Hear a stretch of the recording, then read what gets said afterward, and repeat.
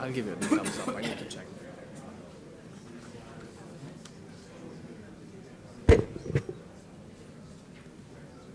Sorry, just 1 second. We're working on our AV.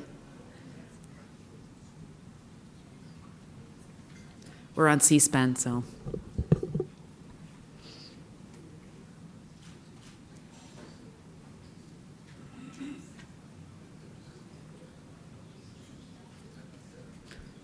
Okay, great. Hi, good evening, everybody. Welcome to tonight's program. Thank you for forsaking Halloween to learn about innovation. We appreciate that. We're not competing with the Cubs tonight. Instead, it's small children in costumes.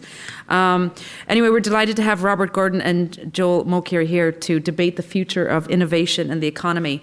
Both of them have books here. Professor Gordon's book is here, the widely acclaimed The Rise and Fall of American Growth. I see Michael Mosco's in our audience here. We had a dinner there about 9 months ago, and your book was the hottest topic with Tyler Cohen and Randy Krosner, so delighted we could host you. And then tomorrow, Professor Mokyr's book is coming out, but you can get a copy of it tonight if you'd like, A Culture of Growth, The Origins of the Modern Economy. I wanted to thank our partners, Northwestern University and the Kellogg School of Management Public-Private Interface. So thanks to you all, and thanks to the Northwestern students for coming down. We are on the record. We're being live streamed. We're filming for C-SPAN. So please make sure your phones are silenced, but you're welcome to participate, of course, on social media. So this is kind of what I'd like to think of as an amuse-bouche for some programming we're going to be doing after the election is over. We're going to do a focus on innovation for the spring across all kinds of sectors, everything from global health to the economy. So we're thrilled to have these titans of thinking about innovation here tonight to do that. Tomorrow at lunchtime, if you are so inclined, we have a panel on the election 2016 and its implications for the women's movement, and then on Friday morning we'll have a fascinating program with leading Asia advisors to Presidents Obama and Bush on China. That'll be hosted with the Paulson Institute. That's Friday morning. As many of you know, for nearly a century now, the Council has provided an independent, nonpartisan platform for a variety of views and different voices to promote deeper global understanding and active U.S. engagement with the world. We convene global voices, conduct independent research, and engage the public on discourse on critical global issues. And the views expressed by individuals we host are their own and do not represent institutional positions or views of the Council. Now let's get back to tonight. As many of you know, the economy continues to play a critical role in the campaign and beyond.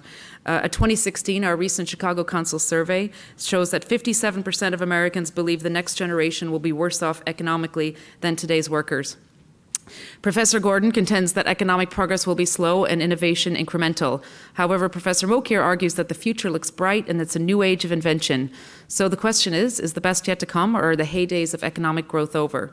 So we look forward to a lively debate on this discussion.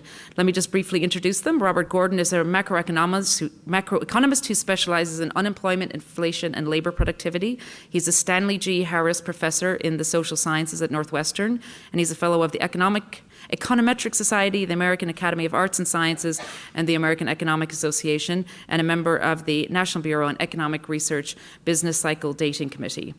And then Joel Mokyr is an economic historian. He's the Robert H. Strotz Professor of Arts and Sciences at Northwestern University and the president of the Economic Historian Association and the editor-in-chief of the Oxford Encyclopedia of Economic History and the co-editor of the Journal of Economic History. So that's quite a lot of credentials to be having this discussion tonight. Please join me in welcoming them to the Council. I'll be back for Q&A, but for now, join me in welcome. Thank you.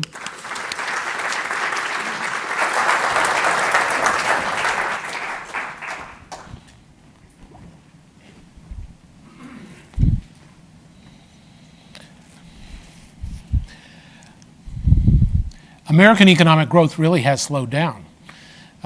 Professor Mokyr has a tough road ahead of him if he wants to try to put a happy face on this. Let's just look at the numbers. The 30 years up to 2004, the U.S. economy's GDP grew at 3.12%. By coincidence, if we take the 11 years since 2004, it grew at exactly half to the second decimal place, 1.56%. And by 2015, we were back to a normal economy, a normal unemployment rate. You can't blame this slackening off of growth on the Great Recession of 10 years ago. So we've got slowing what we call potential GDP growth. That's the growth of the economy when it's operating at full employment.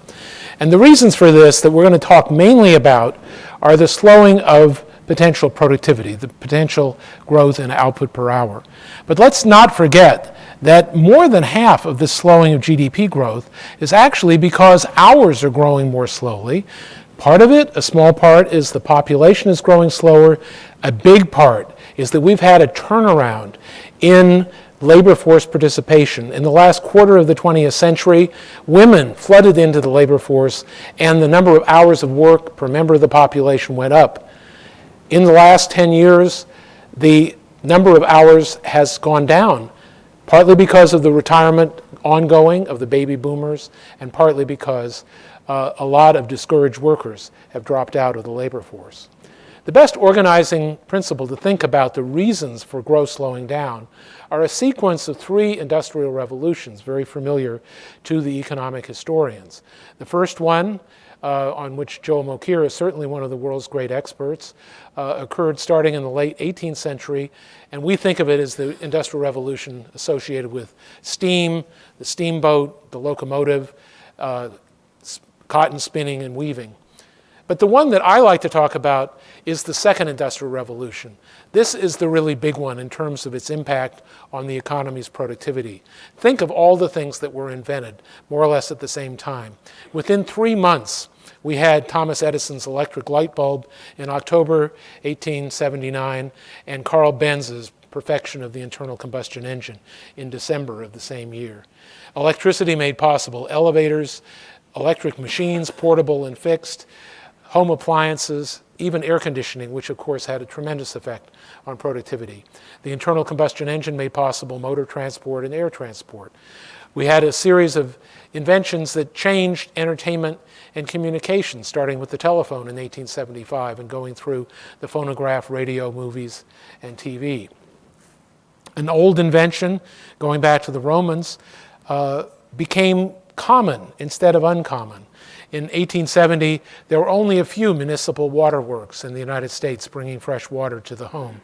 By 1929, there were 9,000 municipal waterworks, and most newly constructed homes had bathrooms. We had a revolution in chemicals starting in Germany and also the United States in the late 19th century, bringing us plastics, antibiotics, and modern medicine. And we had an utter change in working conditions. After all, in 1870, half of the population was working on farms, victims of the weather, insects flying in and out of the houses. The third industrial revolution, much more familiar to us, has occurred since about 1960, and it's the one we associate with television and all of its new manifestations, cable, color, streaming, the information revolution going from the mainframe and mini computer to the personal computer and on to the internet, and e-commerce.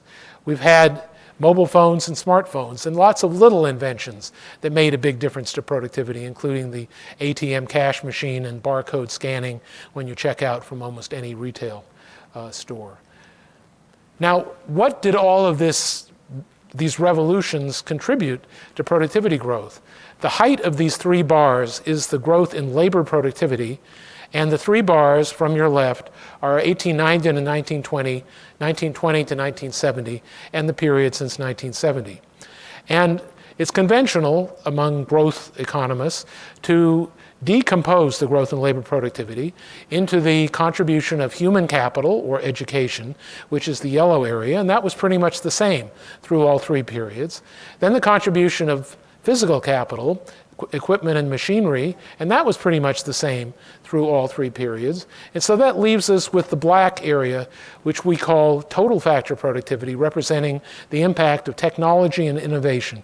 All of these inventions. And as you can see, when you look at the black area, the middle period wins hands down.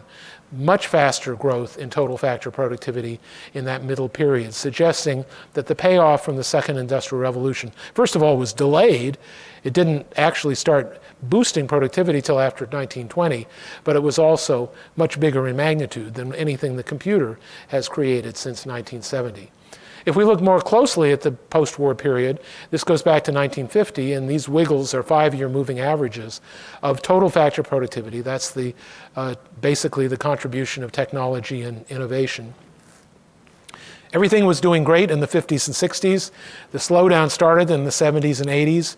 We had a marked revival of productivity growth that most people associate with the coming of the internet and the dot-com era of the late 1990s. But in the last 10 years, we're back in the doldrums again with as bad a record as you can find going back to any point in US history. So in my view, the third industrial revolution has failed the test of TFP growth, both in terms of its overall impact over the last 45 years and the fact that the revival it did create only lasted for a decade. And so I ask, in a skeptical way, could we conclude that the main fruits of the third industrial revolution have already happened? And when I look around, I see a lot of standing still. Granted, in retailing, we've got e-commerce. E-commerce is now up to about 8% of retail sales. But in the other 92% of retail sales, things are just about the same way as they were 10 years or more ago. You go to the deli counter, a human being still slices the meat and cheese. You check out, it's still a human being. Our jewel stores, supermarkets in the Chicago area have removed electronic self-checkout and gone back to humans. So we're actually going backwards, at least in that particular example. We've had stasis in finance. It was 20 years ago that we went from million share days to billion share days on the New York Stock Exchange and the NASDAQ. It's more than 30 years since cash machines became common. In medicine, there are lots of small incremental improvements, but basically what doctors and nurses are doing every day is pretty much the same as it was 10 years ago, with the exception of electronic medical records. But that means that when you go in to see the doctor, instead of looking at you, he's looking at his computer screen. And what about higher education? That's our industry. And we're here to tell you that we were damn good teachers back in the 1970s and 1980s, and our students learned about as much from us back then as they do now. But the universities have become much more expensive, Northwestern among them, with all of its fancy facilities. And the ratio of administrative to instructional staff has increased multifold. We've got lots of innovating going on now, and if we look around, it's everywhere. But how important is it? 3D printing has created a marvelous improvement in the making of models and prototypes. And it's sure to become even more useful. I hear that in high fashion, they're even finding a way to use 3D printing to make garments. But it's not mass production. You can't make 17 million automobiles a year with 3D printing. Robots date back to 1961. When I took several tours of auto factories 20 years ago, robots were already welding the bodies together and dominating work in the paint shops. But how far have robots come? Well, for a wake-up call, I wanted to cast a little doubt on the progress that robots are making. And I have a little quote from the New York Times exactly a year ago that I wanted to read a bit from. An interesting reality check took place in June, that's 2015, when 24 teams of leading robotics engineers assembled under the sponsorship of the Pentagon's research agency. Their robots had to do simple tasks, walk up steps, turn a valve, operate a power drill. The task would have taken a human 5 to 10 minutes at most. The leading winning robot took 45 minutes, and that was with remote-controlled help from the humans. Most struggled badly, falling down steps and taking long pauses to figure things out. Turning a knob to open a door proved daunting for many. One young man in the audience said, "Well, if you're worried about the Terminator, just keep your door closed." What about driverless cars and trucks? They seem to have arrived very fast, and we hear a lot about them. But driverless cars and trucks are truly, in terms of actually getting the human away from the steering wheel, a decade or more away. We have a fleet of 200 million or more cars that require drivers that are not going to all disappear overnight. So this is something that's going to have its main impact 20 or 30 years from now. And don't forget that truck drivers do a lot more than just driving a truck. They unload the beer and the soda pop and the bread at the supermarket and carry it in and arrange it on the shelves. And arranging on the shelves is something that humans do today, just as they did a century ago. I think the big progress is being made in artificial intelligence. A qualification is that when we take the analysis of big data, which is one of the main functions of artificial intelligence, by far the largest expenditure on that is occurring in marketing departments, and companies are studying very hard how to steal customers away from their rivals. Well, that's very interesting, but not productive for the economy as a whole when we're merely shifting market share back and forth. There is evolutionary change, step-by-step change.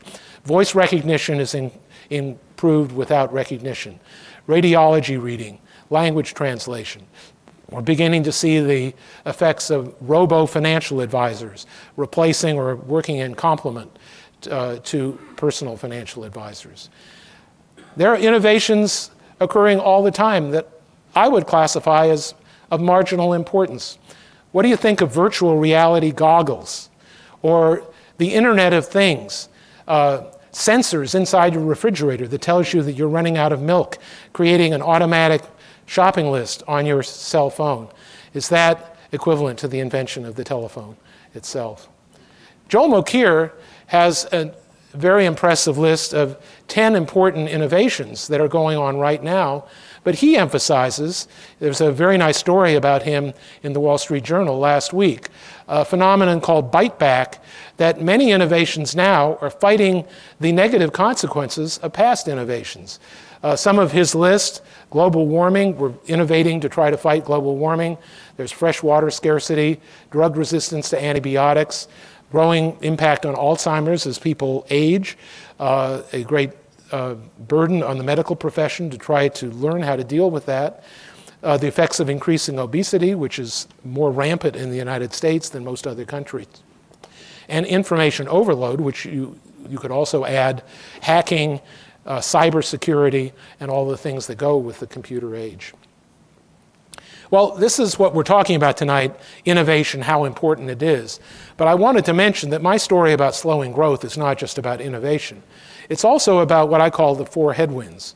It's about a slowing down in the growth of educational attainment, in part because of high rising tuitions and student debt.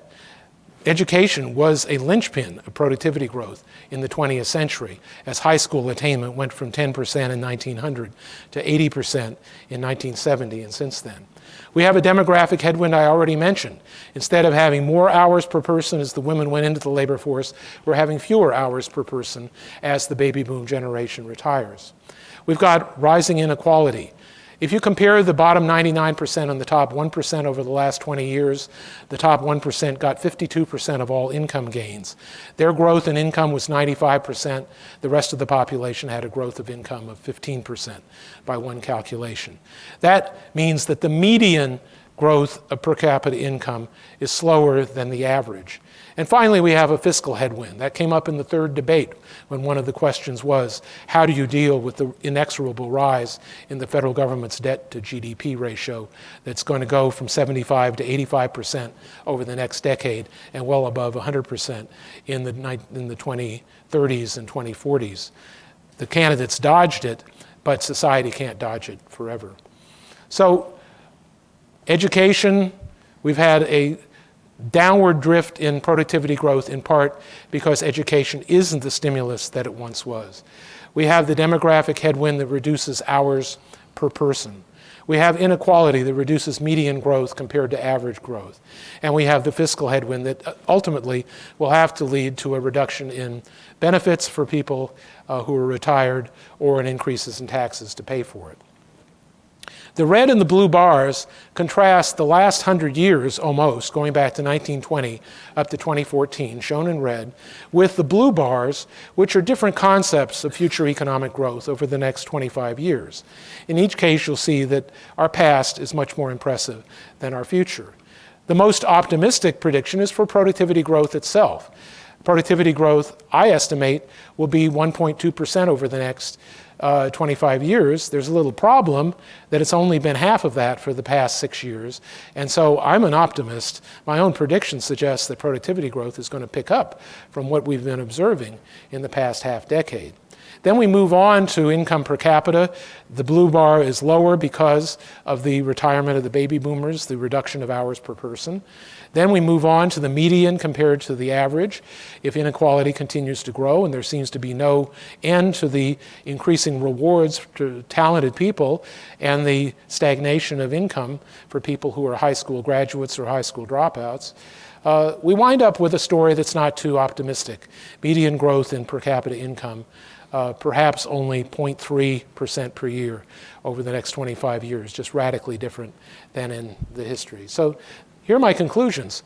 70% of all the growth in the impact of technology and innovation that we've had since 1890 occurred in the middle 5 decades of the 20th century. Most of the big impacts of the computer age were pretty much in place by 2005, 10 years ago. Innovation continues now, but it's having less impact for all those reasons I suggested. Remember those virtual reality goggles. Much of the slowdown in future growth is caused by the headwinds, not a slackening of innovation all by itself. And finally, the fact that innovation is incremental and not revolutionary means that we shouldn't be scared about the future of employment. We've created 15 million new jobs since 2009. And not all the jobs are great jobs, but I think the scaremongering about computers taking over, in one estimate, 47% of the jobs are supposed to be eliminated in the next 10 years, is just fantasy.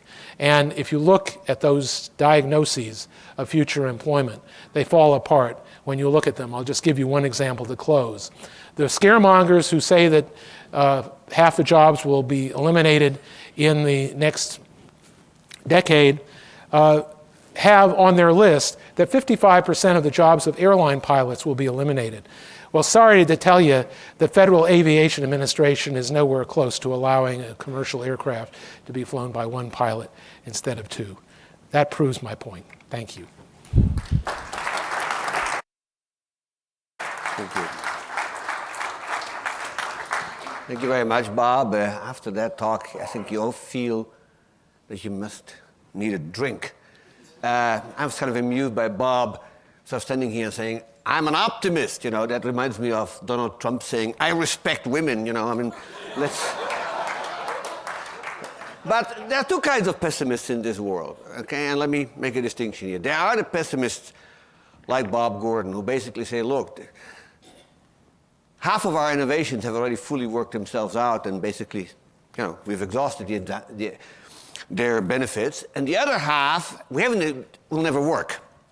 And so we can't win, right? Either it's fully worked itself out or they'll never work. Of course, many of the inventions that he listed to you as having changed our lives in the last, say, 150 years, also were, when they first came on the horizon, we were told that they weren't going to work. Now, the other kind of pessimists are people who basically say, oh, it's going to work so well, it's going to eliminate all the jobs, and so on and so forth. So we'll all end up like in Kurt Vonnegut's Player Piano, in which nobody works at all and everything's done by machines. So the good news is they can't both be right. The even better news is they can both be wrong, and they are. And let me talk a little bit about why. So there is this new wave of techno-pessimisms. You know, Bob, you just heard this. Innovations won't be as radical as they were in the past. And so for that reason, we have these other economic headwinds. And yes, there will be innovation. Of course there will be, but it will never be powerful enough to counter these other headwinds, some of which, you know, are more dangerous than others, perhaps. And there's also, of course, if this wasn't bad enough, there's also the notion of secular stagnation, which is a different argument than Bob is making, but it's also pretty awful, you know, unemployment, you know, not insufficient aggregate demand, and whatnot. I'm only going to talk about supply story, in part because it's more interesting, and in part, I think, because Bob is a more worthy, opponent than Larry Summers. So there. So there's Bob's book, and you can see it on the table. It's a very nice book. Now, we've been here before, ladies and gentlemen. Here's a quote from a very well-known English historian called Thomas Macaulay, who wrote in 1830. And I urge you to read this, because this is the kind, I think he is almost talking about the Bob Gordons of his time. So in every age, everybody knows that up to his time, progressive improvement has been taking place. Nobody seems to reckon on any improvement in the next generation. Now, we cannot absolutely prove, he's English, he has to qualify this, that those are in error who say society has reached a turning point, and we have seen our best days. But some said all who came before us, and with just as much apparent reason. On what principle is it, he's asking, that with nothing but improvement behind us, we are to expect nothing but deterioration before us? Now, mind you, this is written the year in which the first trains ran between Liverpool and Manchester. Now, Bob Gordon of the time would have looked at it and said, oh, this thing will never work. Look, it's making a lot of, smoke. It's unreliable. The engines break down. We can only maybe a few passengers, but this will never amount to anything. This is 1830, mind you, okay? This is just the beginning of the age of railroads. And I think in every generation, we have had people who say, oh, this has been fine until now, but from now on, it's over. So my bottom line on the future of innovation is quite different from Bob's. It's very simple. This is it. We ain't seen nothing yet. And I say this, without necessarily specifying exactly where innovation is going to go, because if I knew it, I would be the inventor, as Karl Popper famously said. But you may want to reflect a little bit on what is known as Amara's law. And Amara's law is we tend to overestimate the effect of a new technology in the short run and underestimate their effects in the long run. I think in the long run, we are going to look at changes in the human condition, whatever they will be, and will make everything that Bob has been talking about in his book look like just the prologue. Can I be sure? Of course not, or else I'd be a prophet. But what I can do is I can try to identify the kind of factors that have made for technological change in the past, and then sort of ask myself, what is this going to look like in the next, not 3 years, not 5 years, the next 25 years, the next 50 years, the next 100 years. And that's basically the sort of exercise I want to take you through. And let me sort of work out something of a little bit of a model of how technological change comes about. So, basically the old sort of standard story that we used to talk about in the past is something like this. So science evolves. So we understand more about natural phenomena and natural regularity. Then we apply this, we find some use for it. That then becomes engineering. In the end, it shows up in production. And bingo, we have economic growth. We have total factor productivity, if you want, or maybe we have entirely new products, but we get something. Now, this model has been debunked decades ago by people pointing out something quite elementary, and that is there's feedback. There's feedback going from production and from engineering back to pure science. Once you have positive feedback going on between two processes, they can actually diverge and never settle down because they reinforce one another. And so what you get is sort of a dynamic positive feedback model that can diverge and possibly explode. Explode, of course, just in a mathematical sense, in the sense that it doesn't settle on some kind of an equilibrium. So what this means in reality is something like that. So somebody invents a particular technique, to observe something or to a lab technique. Now that leads to a scientific insight, say scientific insight X. But scientific insight X is then supporting some new technique, call it technique B. Technique B then leads to scientific insight Y, and so on and so forth. That is, very schematically, the way that we can look at the development of the Western world, and of course the rest of the world following it, in the time since the beginning of, say, maybe the age of Columbus or something like that. So from 16th and 17th century on, this thing has been building on itself, going faster and faster and faster. Now, here is an example that you should all keep in mind. And that is, we talk about the scientific revolution of the late 17th century as one of the sort of revolutionary periods in which people started to understand the world around them far better. That revolution, ladies and gentlemen, was built on tools and instruments built by artisans. Here is an example. This is Galileo's telescope, by which he for the first time observed, as everybody learns in school, the moons of Jupiter, the phases of Venus, and basically established the structure of our astronomical system. On the right, you have Hooke's microscope, one of the first ones built in the 17th century, which essentially allowed us to understand much better the kind of world that animals and plants consist of. This is third one I am particularly fond of. This is Robert Boyle's famous air pump built in the 1650s, which basically showed for once and for all a scientific insight that seems utterly commonplace to us, which is a vacuum is possible, in contradistinction of what Aristotle had been teaching for 2,500 years. So a vacuum matters because without a vacuum you don't get, of course, a vacuum machine, which is what the first steam engines were. So what about today? Now the telescopes and the microscopes we have today make all these scientific instruments look like amusing toys, okay? Louis Pasteur would never have dreamed of this. This is a Betsy-Hell type of stimulated emission depletion microscope that is used today, or variants of it, by all of people working in nanoelectronics and nanotechnology. I mean, this, compared to that, what Pasteur had to work with is really a toy. But we have so much more. Scientists today work with tools that are so immensely powerful that even 40 years ago we couldn't have dreamed of it. One of those is lasers. Lasers is one of the most powerful tools that scientists can work with.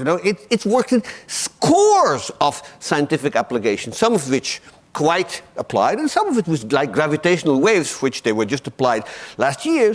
It's still remote, but who knows where that is going to lead. We have something else.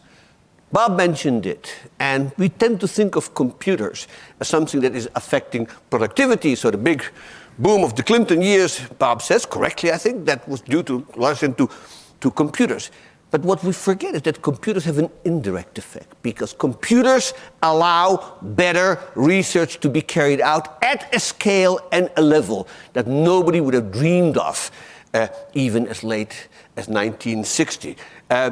We have today entire fields called computational chemistry, computational biology, that have opened new horizons in material science, in genomics, you name it, in areas that didn't even exist a few decades ago. And what's more, a revolution is brewing in this type of computing through quantum computing. Quantum computing isn't going to allow you, to play your computer games better. It will be revolutionary in computational analytics. And so what we tend to do is we look at computers and we say, well, they affected productivity here or there. Computers are going to affect everything because of the indirect effect on 10, 20, 30 different fields of research that are all growing at unprecedented rates. So think about what's happening today in biology.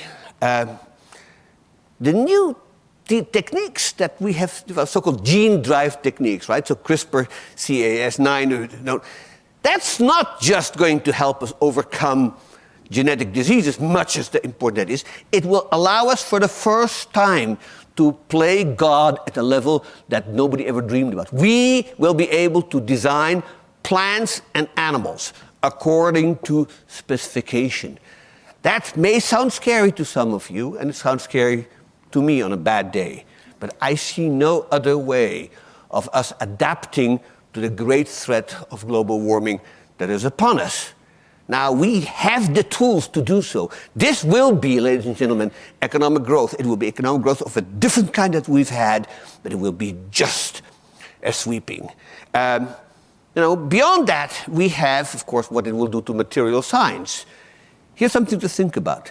Every age used to call itself after the main raw material that it used. So we have the Stone Age, we have the Bronze Age, we have the Iron Age, we have the Steel Age. Our age will not be named after any raw material that becomes available to us, because we're going to make the stuff that we need by using techniques in silico, using powerful computers, using computational chemistry and computational physics. Now, what about productivity? So, will all this help productivity? My answer is, yeah, it may, but I don't particularly care. Because, the first thing I teach in my economic history class, when we talk about total factor productivity, which Bob showed you so many graphs of, total factor productivity and technological change are quite different things. What counts in the long run is innovation. And what happens to total factor productivity is, the way it's calculated, Bob knows this better than I do, is sort of dicey at best. But more important, lots of things don't end up in the numerator, which is total output. And so, to give you some examples, two of the most interesting things that the internet has given us in the last 10 years are Spotify and Wikipedia. Their contribution to GDP is close to zero. Why? Because they're free. And everything that's free enters the national income account with almost, a price of zero. There's some, commercials that they sell, so that's the value. But the value to us is vastly larger. We can multiply these examples ad nauseam. And so I'm not that impressed by Bob's bars, not because he's doing it wrong, but because they were designed for a different economy than ours. They were designed for an economy that produced wheat and steel and cotton. And ours produces digital products. They play by different rules. And so, now innovation, of course, there's other ways of measuring innovation. I'm not mad about this graph, but I figure Bob shows you so many graphs, I'll show you one graph. This is the total number of patents that been filed for in the US since 1960. So in the period in which everybody's supposed to be going down like mad and we're collapsing, people are still inventing things, they're still patenting things. Now, patenting ain't innovation. I understand that, okay? Some things that are invented aren't patented. A lot of patents are frivolous. But, as a first proxy, it's probably not all that much worse than Bob's total factor productivity bar. So I stand by this. I don't see any evidence of this going down. Au contraire, if you look at the period in which total factor productivity is going so rapidly, it was about constant. Now it's growing about 4.4% a year. Not great, but not bad. So what we're mismeasuring here, I can go on and on about this. Lots of things that are not entering Bob's numbers should be important to us because they matter to how we feel, how we are, how long we live, how many quality-adjusted life years we have, but also small things, For instance, I'll give you one example, which is implicit in Bob's talk. The GDP statistics don't handle leisure. So if you work less, there's less output per person, not per man hour, of course, but per person. Okay? Now, leisure isn't valued. Why not? I mean, that question was asked when I was a graduate student by two of my teachers, Nobel Prize-winning economist James Tobin and Bill Nordhaus. They wrote a famous paper saying we should have leisure in the national income account. We don't. We still don't. Lots of other things aren't in there. So my sense is, yes, I wish productivity would go higher, but I'm not staying awake over it at night. So, to conclude. The news that, much like the Roman Empire and Qing China, we're about to languish in an age of economic decline, maybe followed by chaos and barbarism, is probably overstated. I didn't say that. You implied it. No chaos. No, I'm kidding. But no, technological progress is not going to reach a ceiling.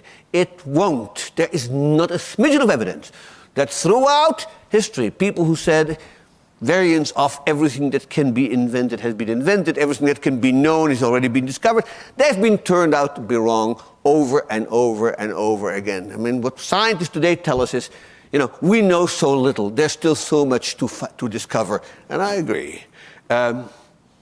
Economic growth, in a meaningful way, maybe not necessarily in a traditional national income accounting way, will continue. And the digital age will be to the analog age what the Iron Age was to the Stone Age. And nobody in this room, least of all myself, can imagine what the post-digital age will look like any more than Archimedes could imagine CERN. Thank you.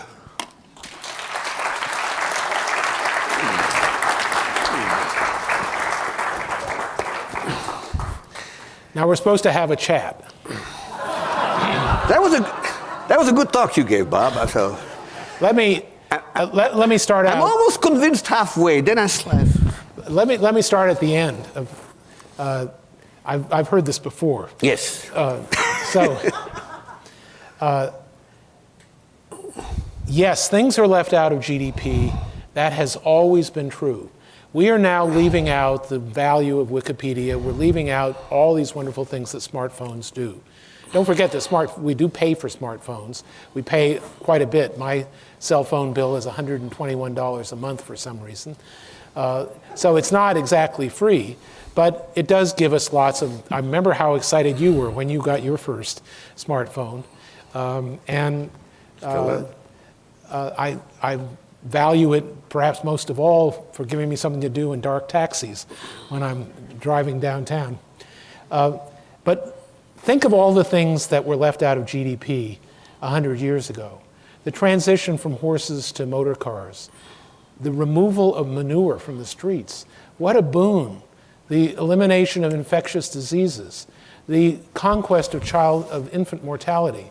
You know, in 1890, 22% of American children died before the age of 1.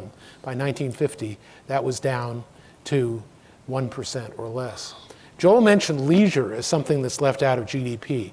Yes, leisure is left out of GDP, but when did we get the biggest change in leisure? Not in the current age. Working hours at the turn of the last century in 1900 were 60 hours a week in manufacturing. 72 hours a week was the standard shift in the steel industry. They only wanted to run the steel shifts twice a day, and they wanted to keep the steel mills going 24 hours a day, so 24 divided by 2 was 12. They made the workers work 12 hours a day, 6 days a week. The big decline in average hours of work occurred between 1900 and 1940, a reduction from 60 to 40 hours a week. We still do not duplicate Western Europe in our vacations. We still have only 2 weeks of vacations. They have 5. Maybe that's an area where we'll get unmeasured growth in GDP in the future. And think about life expectancy.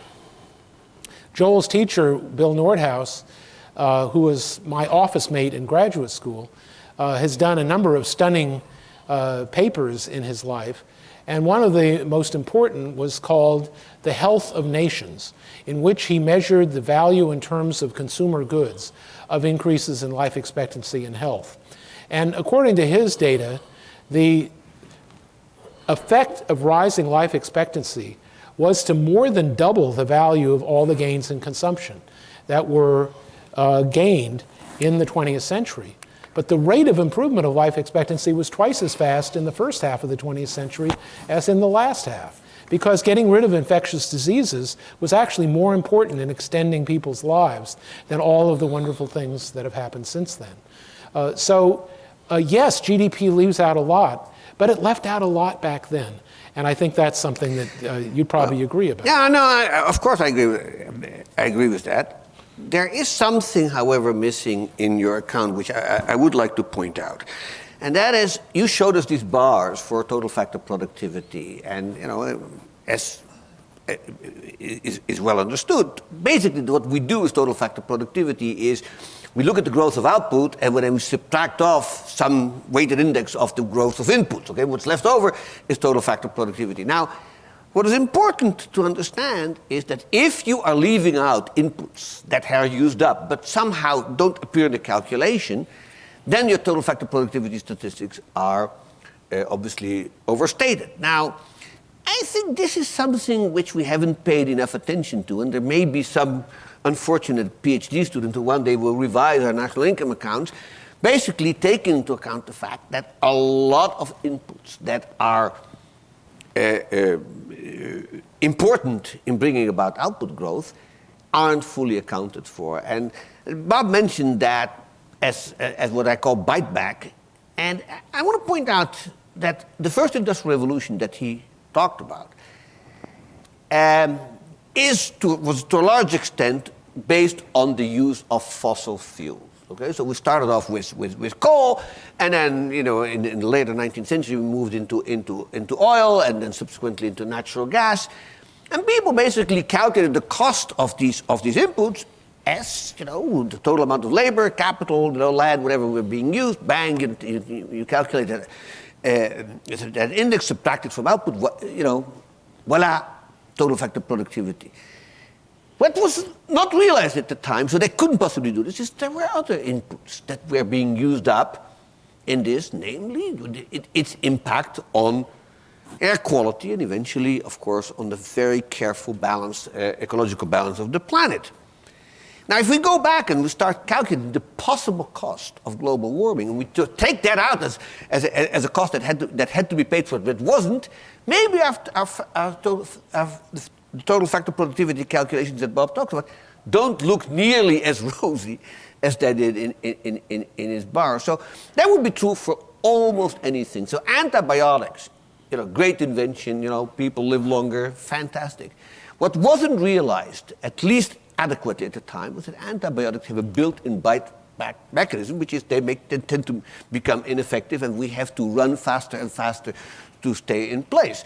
So again, these productivity calculations look a bit dicey to me, and a lot of growth in the next 50 years will be, to some extent, to pay the costs that previous generations didn't pay, in part because the markets failed, and in part because there were no good property rights on things, and in part because they just weren't aware of it. So that's one thing that make me worry about these productivity comparisons.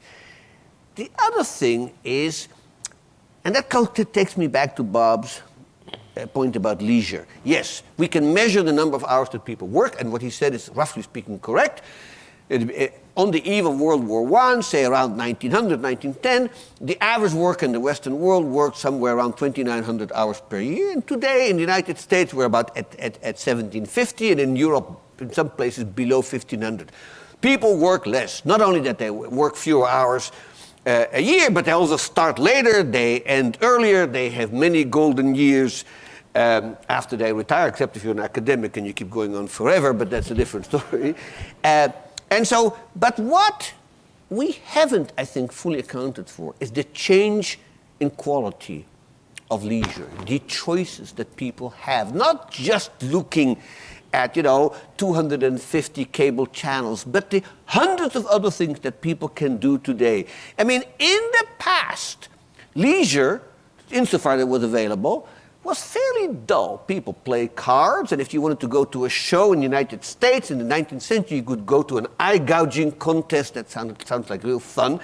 Today, the choices that people have in terms of what they want to watch. I can push any button on this cell phone that Bob thinks is, such a mundane invention. Not only that I can make phone calls and communicate, I can play any Mozart quartet that I want in 15 different performances. Now, Mozart couldn't do that, nor could anybody do this 20 years ago.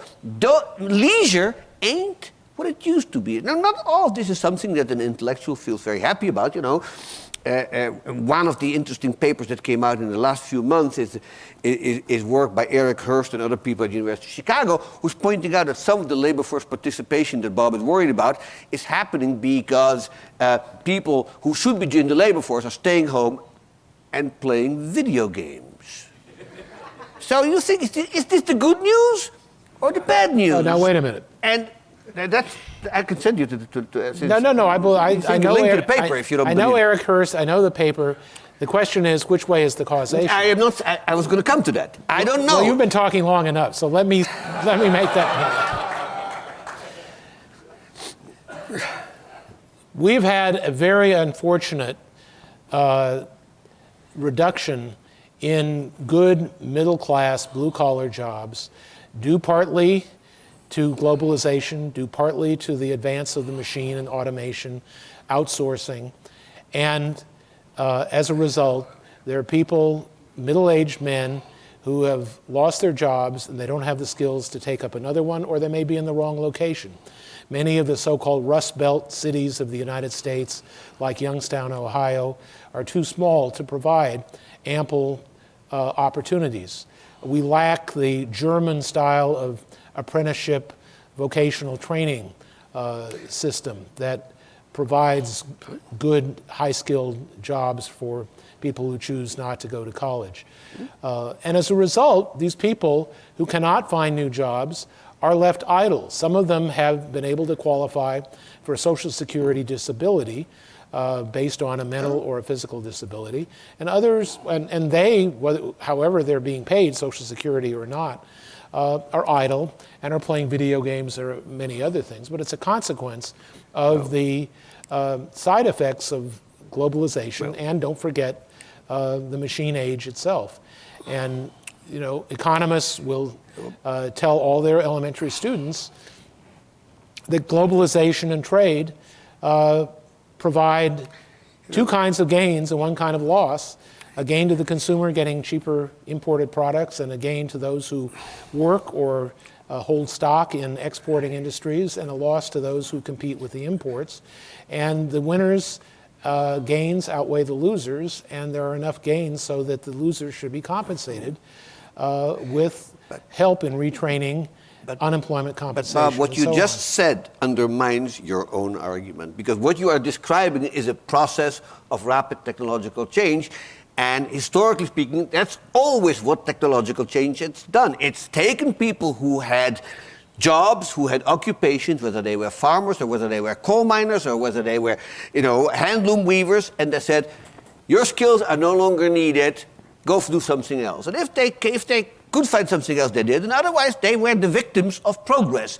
Nobody's ever said that technological progress has no losers. Certainly not me. It always does. But it is the very nature of the process. So what you're describing is, yes, there's technological change going on. People are losing good middle-class jobs because they're being automated or farmed out overseas thanks to better transportation technology. That is regrettable and sad, but it is the nature of the beast. In societies that are technologically stagnant, this doesn't happen. It only happens in societies that are technologically dynamic. This is us. Let's do a little economic history. We've had the labor force participation rate of prime-age males, aged 25 to 54, was 96% in 1950, and it's now down to 85%. So that's about 10% of all the prime-age males are no longer in the labor force. So what happened between 1920 and 1950?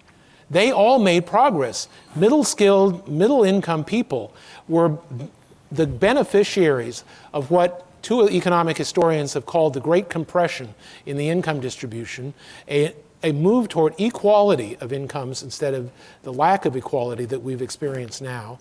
Labor unions were a big part of it. Labor unions were in part a product of New Deal legislation in the 1930s, and were at their heyday in the 1950s. So things were getting better for people with middle skills and middle income in the 40s and 50s, as their hours of work were declining. These same people are experiencing historically unprecedented declines in their ability to find jobs. So this is another, I don't even classify this as a headwind, so let's make that number 5. Well, it is not different from your emphasis on inequality, and there's no question that even if technological progress is going to continue, there will be major economic problems on the horizon, and certainly the inequality that you're talking about is a serious one. But I tend to be bullish on employment prospects, and the reason I am is largely because technology destroys jobs and it creates jobs. Unfortunately, the people whose jobs are being destroyed can't always move organically and naturally to the other jobs, and that's where a big tragedy occurs. But I challenge anybody to think about jobs that are important occupations today, and ask, and try to go back in time, mentally speaking, and ask your great-great-grandmother in 1900, your great-great-grandson is going to be a cybersecurity expert, or a video game. I mean, they wouldn't have the foggiest idea what you're talking about. These jobs came out of a totally novel technological paradigm. And we are creating new such paradigms. I don't know where these jobs exactly what they're going to be, but it's quite clear that new jobs are being created. That is not a consolation for the blue-collar workers in Rust Belt areas that Bob is so concerned about. But in the long run, the children and grandchildren of these blue-collar workers will be able to find new jobs in occupations that we cannot even yet imagine, any more than anybody in 1914 could imagine what a cybersecurity expert was going to do. So well, by talking about cybersecurity experts with the emphasis on cyber, these are highly skilled jobs that require great familiarity with computers and computer programs. Sure. They're just the kinds of jobs that are being created for the people in the top 1/3 of the labor force. We have jobs that are being created in their millions for people in the bottom half of the labor force. What's missing is the jobs in the middle. Famous MIT economists, several of them, call this polarization, a splitting apart of the labor force between the low and the high, with the middle being hollowed out. Now let me mention something else that worries me a lot, and it comes after my headwinds, but something that's very concerning. And that is what I would describe as sociological decay in the American society. And this begins with the decline in marriage and the growth in the percentage of children that are being raised in single-parent households. The statistics are startling. Charles Murray, who's a well-known conservative economist and who was blasted as a racist for a book he wrote back in the 1980s, wrote a much more interesting book that was published several years ago called Coming Apart. And it was just about the white population, so no racism here. He just came up with some really admirable charts for what is happening to the white population. For 50 years, every chart goes from 1960 to 2010. And here's the one that is most striking. For 40-year-old women, the percentage whose biological children are living with both parents declined over those 50 years from 85 to 40%, by more than half. And what are the consequences of children growing up in single-parent families besides the obvious loss of income and the much higher percentage of poverty? They're less likely to complete high school, they're less likely to go to college, they're more likely to engage in crime. This is something that is a plague that is how come crime rates have been falling for the last 30 years, Bob? Well, that's another question. There is a big question, but I'll tell you two other things that we may want to reflect about. The first is that despite the sociological decay, I'm not quite sure I see it. I mean, our notion of the family are changing. We have now different ideas about what families constitute. Thank God we no longer have this model of just a man and a woman. There are different combinations, and I think that's progress. But there are other things that I'd like to point out. The first is that the world as a whole, including the United States, is becoming less violent. I mean, if you had, I would make Steve Pinker's book on that, The Better Angels, make mandatory reading. We are, even if you turn on the news, all you see is mayhem. But statistics show the world is getting to be less violent. The other thing, despite sociological decays, we're getting smarter. Flynn's law, Flynn was a New Zealand psychologist who for the first time documented that beyond any statistical critique that you can make, IQ scores are going up. We are getting smarter. We're not just getting smarter, we're getting taller, we're getting healthier, our reproductive spans are getting longer. We are physically better than we ever were. And I'll tell you, the future archaeologists who will dig up our remains, Bob, 20,000 years from now, and will find only our teeth, will look at those teeth and say, this was the golden age because everybody had good teeth. Certainly in this part of the world. Right, great. Fluoride was introduced in 1953, a great accomplishment of a previous era. So let's go out to the audience for questions. Thank you very much for that lively chat. Yeah, why don't we start over here, please, with the gentleman in the blue shirt. Thanks so much. Yeah. Yeah. So you guys have a very different view of the world today and what it's going to look like going forward. I wonder if you have different things you think the government, the American government in particular, should be focusing on because of your different views of the world, or will helping inequality really spur innovation regardless of if you're an optimist or a pessimist? Thank you. Let me start with education. We are way behind Japan and Western Europe in the provision of preschool. And I put a particular emphasis on that at the end of my book. And we need especially government-supported preschool for the poverty population. We have children growing up in poverty who arrive at kindergarten with a vocabulary gap of 5 to 1 compared to middle-class children. And there's no way we're going to improve that. This is very connected to the fact that I just read about yesterday, that the percentage of Chicago public school students who are at reading level is 1/4. 3/4 are below that level.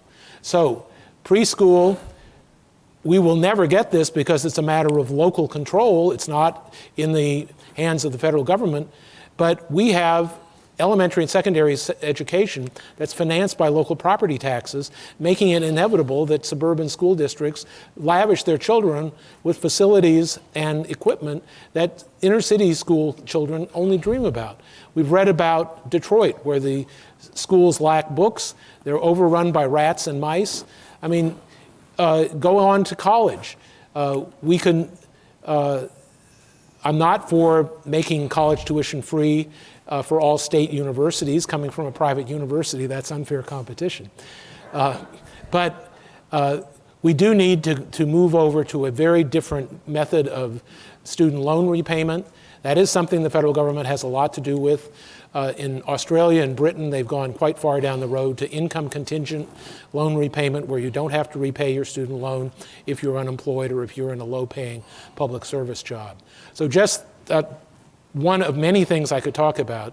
What is our political system at the federal level going to be able to do about this? They do have a potential role in preschool education.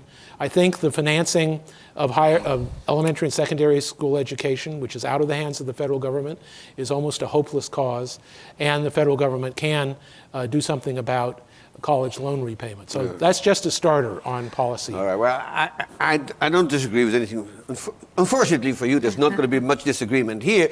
I would add one thing, and that is, I think creativity of all kinds, including, of course, technological and scientific creativity, is stimulated and enhanced by openness. And when I say openness, I mean openness at many levels, not just openness in terms of we should basically trade with countries that make things better than we are. And perhaps if we can learn from the products that they're selling us, all the better. And if not, we will just buy them cheaper. But we should have also openness in allowing talent from other countries to flow into the United States. And one of the great boons of the American economy has the fantastic inflow of human capital produced elsewhere. And if you go and you look at places like Silicon Valley and the Boston high-tech areas and so on and so forth, they should have signs, English spoken here, because most places that what people are speaking is some mixture between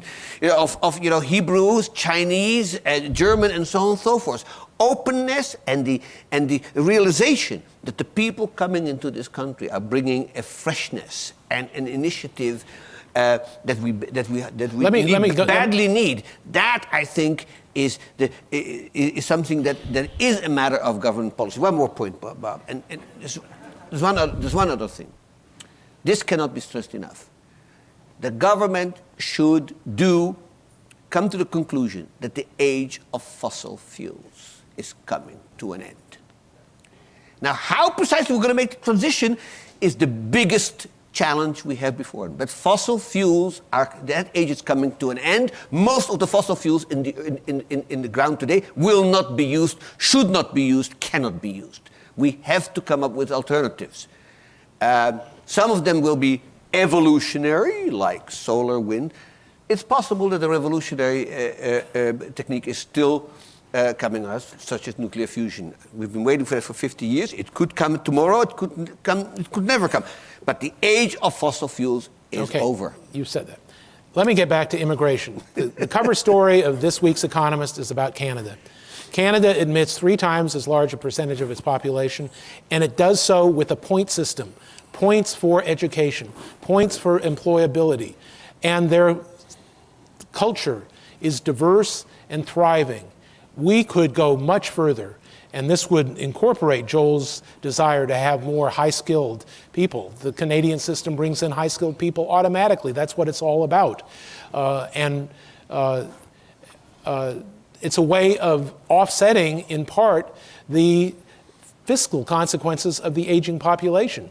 Because bring in young immigrants, you're going to reduce the average age of the population, bring in people who are paying taxes to help support the old. I say amen to that, Bob. Okay, Great. another Next question. Yes, the woman right here, please, in the second row. I have a question for Joel Mokyr.